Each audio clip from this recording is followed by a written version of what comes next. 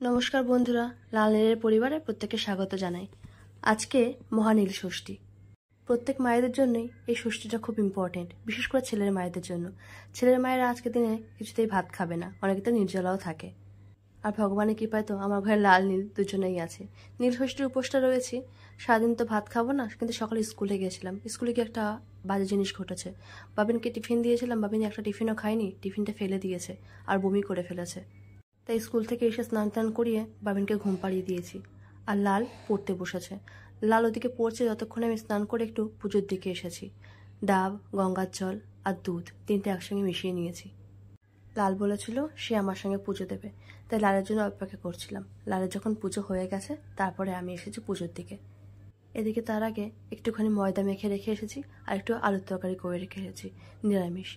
ভাত খাওয়াটা যাবে না, এবার একটা ফলমূল খাবো, সন্ধ্যার পরে একটুখানি হয়তো পরোটা বা লুচি যাই করে খাবো। বাবিন এখন পুরো অঘরে ঘুমাচ্ছে। বলেছিলাম খাওয়ার কথা, সে তো না খেয়েই ঘুমিয়ে পড়েছে। এখন লালের জন্য আর কি এক্সট্রা রান্না করব? লাল আমি যা রান্না করছি সেটাই আমার সঙ্গে খেয়ে নেবে। ওম নমঃ শিবায়। দেরি না করে পুজোর কাজটা সম্পূর্ণ করে ফেলেছি।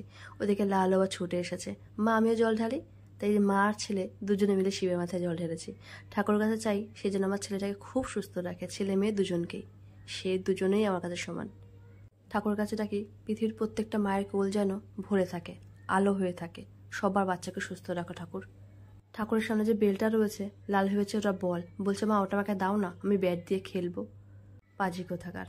পুজো সম্পন্ন হয়ে গেছে, এবার এসেছি আমি রান্নাঘরের দিকে। আমি জানি এখন আমি খাবো না, কিন্তু ছেলেকে যদি বলি ও আবার নাছরবান্দা আছে, তাই ওকে একটা নতুন আইটেমের পরোটা করে দিয়েছি।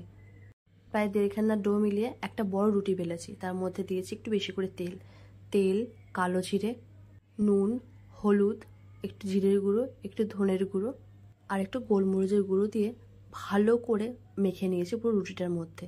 তারপরে মাঝখানে একটা ছোট্ট গোল করেছি। গোল করে এবার চার সাইডটা এরকম রোল রোল রোল করে পেঁচিয়ে নিয়েছি। লালের তো হাজার প্রশ্ন, মা ছিললে কেন, মা ফুটো করলে কেন, মা এটাকে পেঁচাচ্ছ কেন, মা এটা দিয়ে কী হবে, কী রান্না হবে? বললাম দাঁড়া, ওয়েট কর, দেখ আমি কি করছি। ততক্ষণে তো পুজোর ওখান থেকে ঘন্টা বাজছে, ও আওয়াজ পাচ্ছে, মা মন্দিরে তো পুজো হচ্ছে, মন্দিরে নিয়ে যাবে না?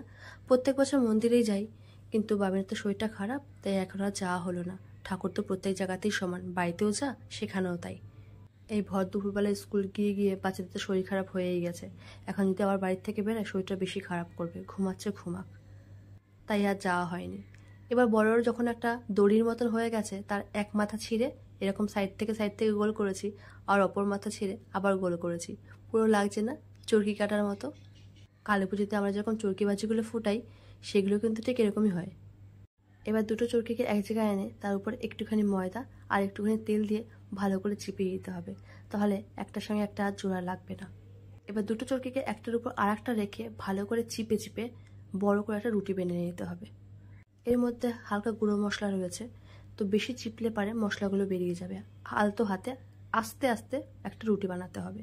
তারপর একটা তাওয়াতে ভালো করে সেঁকে সেঁকে নিতে হবে, কিন্তু প্রথমে তেল দেওয়া যাবে না, প্রথমে সেঁকে নিতে হবে, তারপর তেল দিয়ে ভাজতে হবে। একটু মিটি আছে, মিডিয়াম টু লো আছে, 2 থেকে 3 মিনিট হাই ফ্লেমে, দেন লো ফ্লেমে ভালো করে ভেজে নিতে হবে। তারপরে তেল দিয়ে হাই ফ্লেমে 2 থেকে 3 মিনিট কড়া করে ভাজলেই রেডি হয়ে যাবে। প্রথমে তো একটাই করেছিলাম, তারপর দেখলাম বাবিন ঘুম থেকে উঠে গেছে, তাই ওর জন্য আরও একটা করেছি। এর একটা পরোটা খেলে পারে আর খাওয়া লাগবে না। দুই ভাই বোনের দুপুরে খাবার রেডি হয়ে গেছে। পরোটা দুটো ভাজা হয়ে গেছে। এবার পরোটা দুটোকে স্ল্যাপের উপর নিয়ে পেটাই পরোটার মতো দু সাইড থেকে জোরে জোরে চড় মারতে শুরু করে দিয়েছি। একদম রেডি হয়ে গেছে আমাদের ঝুরঝুরে মশলা পেটাই। যতক্ষণ আমি বাচ্চাদের খাওয়াই ততক্ষণ আপনারা একটু আমাদের ভিডিওটাকে লাইক করে দিন। আমাদের চ্যানেল নতুন হয়ে থাকলে সাবস্ক্রাইব করে দিন, আর ফেসবুক থেকে হয়ে থাকলে অবশ্যই ফলো করে দিন। সবাইকে জানাই পয়লা বৈশাখের অগ্রিম শুভেচ্ছা।